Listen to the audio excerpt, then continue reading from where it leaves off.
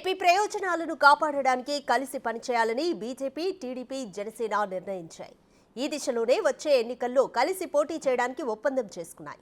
మొత్తం 175 అసెంబ్లీ, 25 లోక్సభ స్థానాలకు గాను బీజేపీ, జనసేన కలిసి 30 అసెంబ్లీ, 8 లోక్సభ స్థానాల్లో పోటీ చేయాలని ప్రాథమిక అవగాహనకు వచ్చినట్లు తెలిసింది.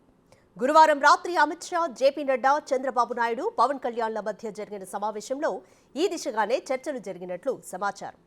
ఇక పొత్తుల విషయంలో ఆలస్యమైనందున మిత్రపక్షాల మధ్య ఓట్ల బదిలీని దృష్టిలో పెట్టుకుని జాగ్రత్తగా వ్యవహరించాలని, విజయావకాశాల ఆధారంగానే ముందుకెళ్లాలని 3 పక్షాలు నిర్ణయించినట్లు తెలిసింది.